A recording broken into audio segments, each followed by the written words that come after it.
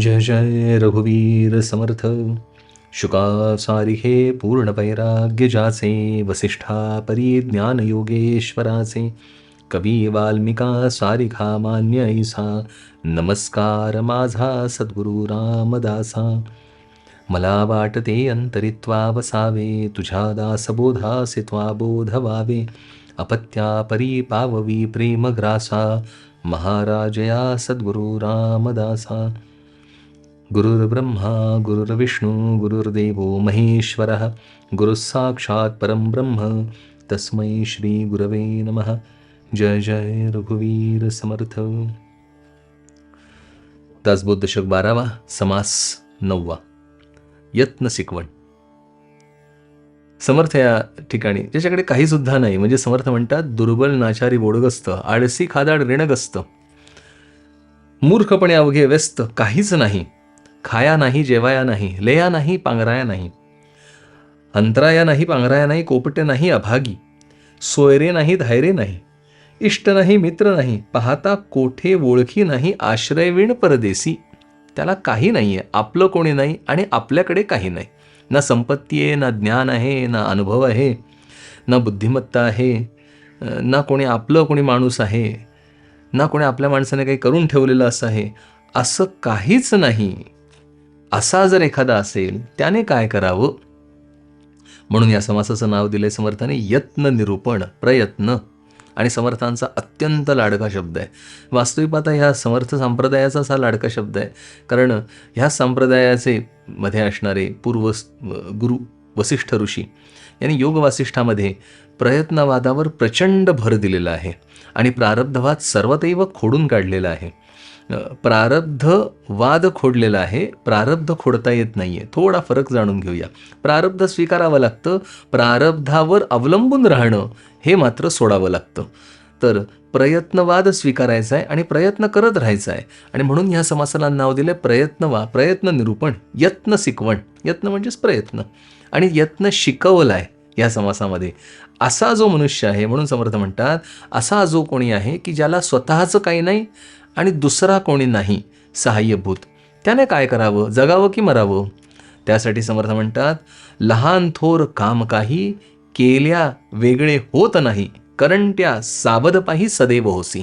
लहान थोर कुठलंही काम केल्याशिवाय होत नाही, म्हणून करंटपणा सोडून, मूर्खपणा सोडून, आळसपणा सोडून काम करायला घ्या, कामाला लागा, यत्न करा. समर्थ म्हणतात अंतरी नाही सावधानता, यत्न ठाके ना पुरता. सुख संतोषाची वार्ता तेथे कैची. आपल्याला सगळ्यांना सुख हवं आहे, समाधान हवं आहे, मजेत राहायचं आहे. पण मजेत राहण्यासाठी संपादन करावं लागतं. त्यासाठी घ्यायला लागणारे कष्ट मात्र घ्यायची कोणाची तयारी नाही.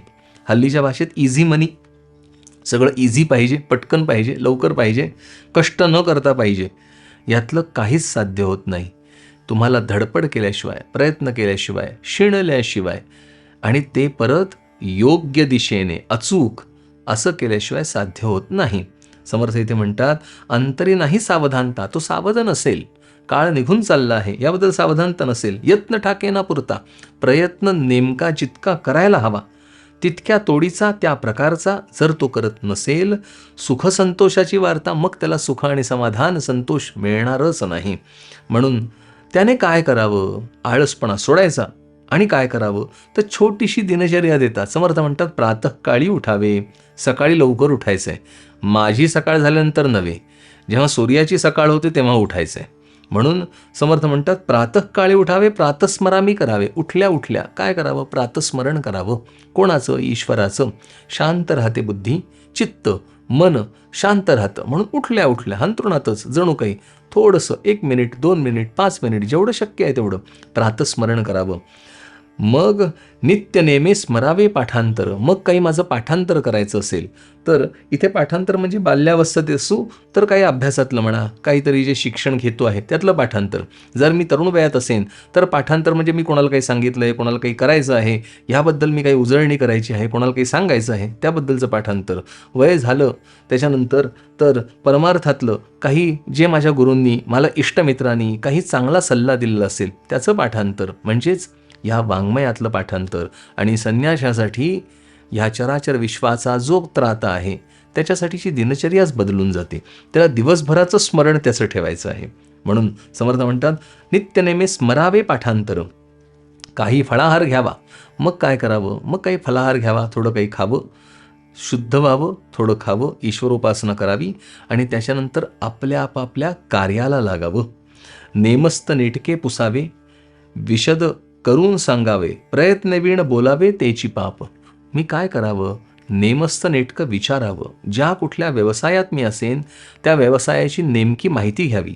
जे कुठलं शिक्षण मी घेत असेन त्या शिक्षणाबद्दल माझ्या अंतर्यामी आस्था असावी.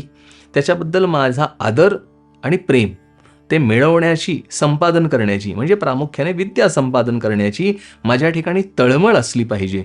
तेव्हा आदर, प्रेम आणि तळमळ हे गोष्ट जर असेल तर मी जे साध्य करायला बघतोय ते मला साध्य झाल्याशिवाय राहणारच नाही. 100% साध्य करता येईल. म्हणून समर्थ म्हणतात, नेमस्त नेटके पुसावे.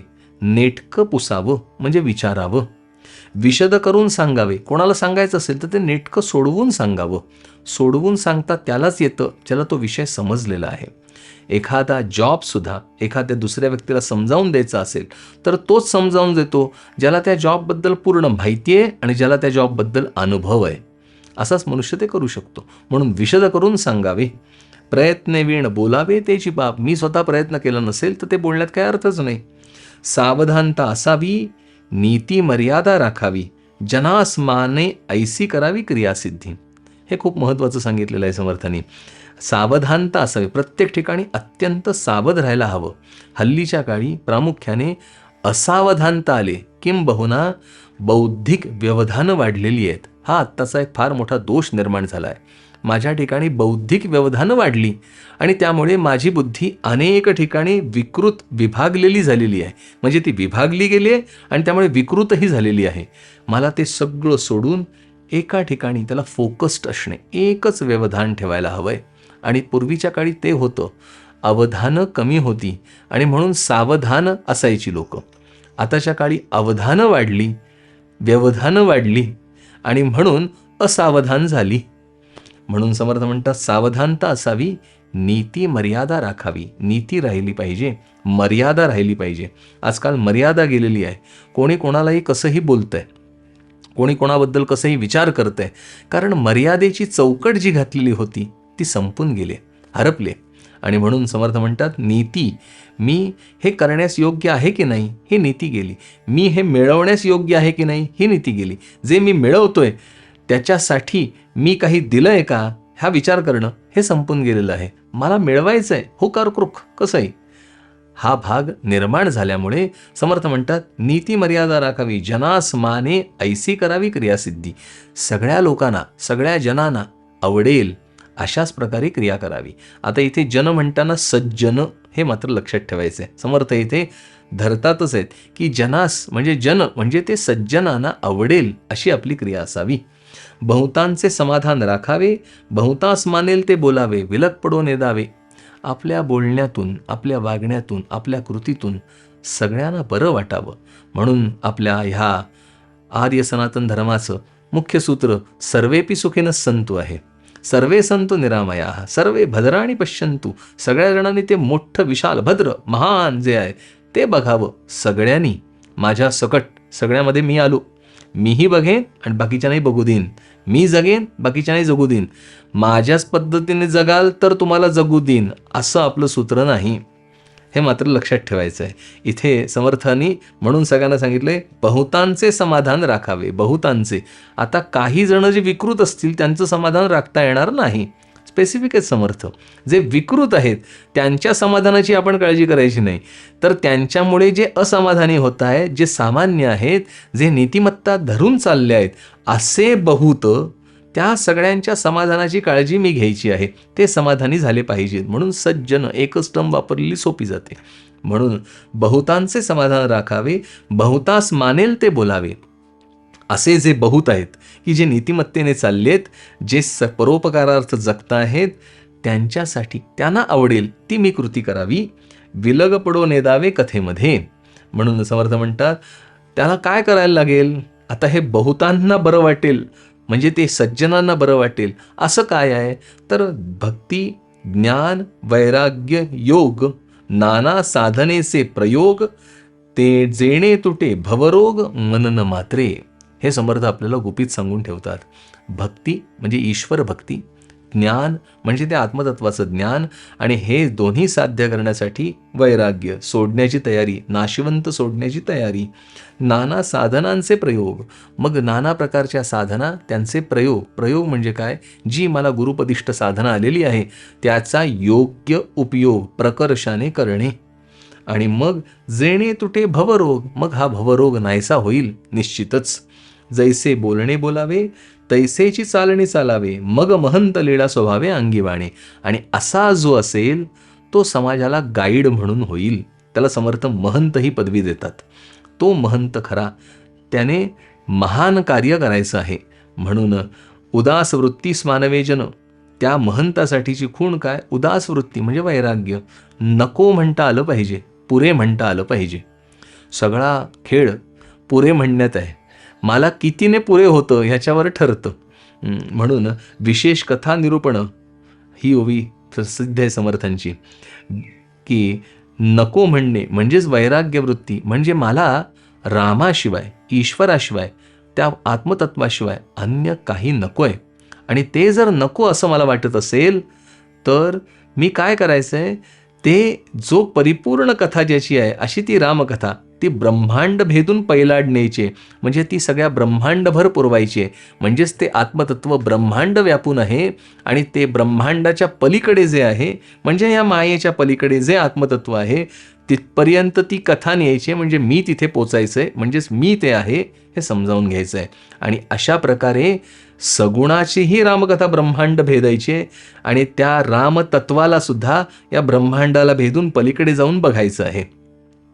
म्हणून सांग महंती संगीत गाणे, तेथे वैभवास काय उणे. असं जर केलं तर महंती निश्चित येणार आहे.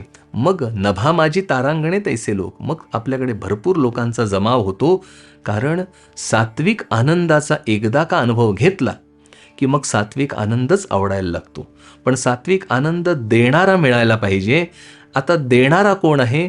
तर वाङ्मय हे आपल्याला सात्विक आनंद देतं. मी घ्यायचा आहे आणि इतरांना ह्या सात्विक आनंदाचा अनुभव द्यायचा आहे.